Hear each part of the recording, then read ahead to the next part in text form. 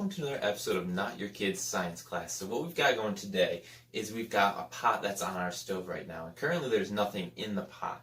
But what we're going to do is create something called the Leidenfrost effect, and it's something you've probably seen before if you've done any cooking, but you might not understand what's going on. So today I'm going to break down exactly what is happening with this. So right now I've had my pot on the stove. Like I said, it's empty, and I've been letting it heat up because we want it to get to a pretty warm temperature. We actually need it to be about 317 degrees Fahrenheit in order to see this effect. So past the point of boiling water, where a lot of times we do end up doing our cooking.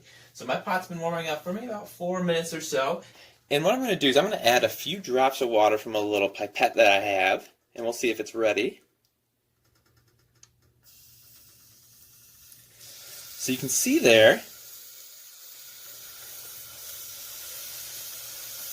that when I add the water to it, the water balls up and it starts to move around on its own. And I'll tilt the pan a little bit, and then it's kind of almost like pinball at this point. Now, as I said, this is about 317 degrees in its temperature, so it's far past the point of where the water would boil, but you'll notice you don't necessarily see your water start to boil instantly and turn into steam.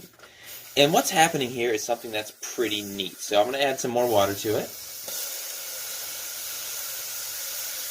So as I add those droplets, basically what's happening is the very bottom of those droplets starts to turn into a gas. It starts to evaporate, and so it creates a cushion, kind of like what you'd see with air hockey.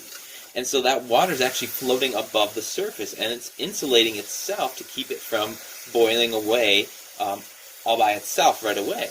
Now, scientists think, and they're still looking into this a bit, as to why it moves. So the thought right now is that as those drops starts to create that steam or that air vapor or that water vapor underneath it, it creates kind of an edge where it's unbalanced, and so it starts to tip or lean to one side.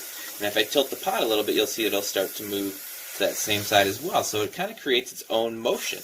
Now, the really cool thing about this effect is that scientists are starting to do some research and to work on this as to how to potentially make some type of new motor or device that'd be able to be powered by using this effect of that water wanting to move on its own due to that intense heat. And so they think they can create a much more efficient type of motor to create power or energy, which is really cool. But like I said, it's still research that they're working on because this effect is very complex when they start to break it down and look into it more. So hopefully you enjoyed this, and next time you're doing some cooking, when you see that happening, you now know what's going on.